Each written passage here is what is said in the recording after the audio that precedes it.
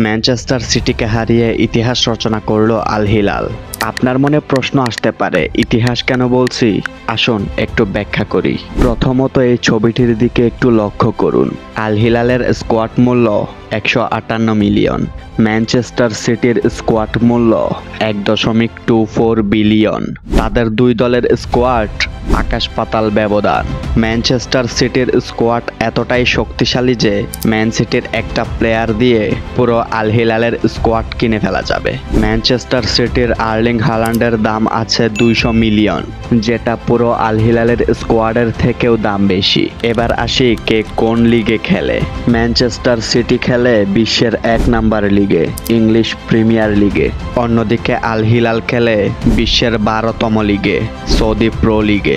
সেই জন্যই আমি এটাকে ইতিহাস রচনা করা বলছি। এবার আসি ম্যাচ নিয়ে একটু আলোচনা করা যাক। ম্যানচেস্টার সিটি তাদের সবসময়ের মতো স্লো বিল্ড আপ ফুটবল খেলতে শুরু করে। বার্নার্দো সিলভা একটি গোল করে ম্যানচেস্টার সিটিকে লিড এনে দেয় 1-0 গোলের। 1-0 গোলের লিড নিয়ে প্রথমার্ধ শেষ করে ম্যানচেস্টার সিটি। দ্বিতীয়ার্ধের শুরুতেই একটি গোল করে আল হিলালকে সমতায় ফেরান সিটি। এরপর 2-2 গোলের সমতায় ম্যাচটি শেষ হয়। ওয়েট, ম্যাজিক এখনো বাকি আছে। তারপর শুরু হয় এক্সট্রা টাইম। ম্যাচের 93তম মিনিটে রুবেন নেভেসের একটি কর্নার থেকে আল হিলালের ডিফেন্ডার কৌলুবু আলী হেড দিয়ে গোল করেন এবং আল হিলালকে এগিয়ে দেন। ম্যানচেস্টার সিটিও বসে থাকেনি। রায়ান চেরকির লং বল থেকে আরও একটি গোল করে দলকে সমতায় ফেরান ফিল ফোডেন। ম্যাচের 112তম মিনিটে আল হিলালের একটি ক্রস থেকে ম্যানচেস্টার সিটির ডিফেন্ডারদের বাজে মার্কিং এবং এডারসনের ভুলের কারণে আত্মঘাতিকভাবে আরও একটি গোল কনসিড করে ম্যানচেস্টার সিটি।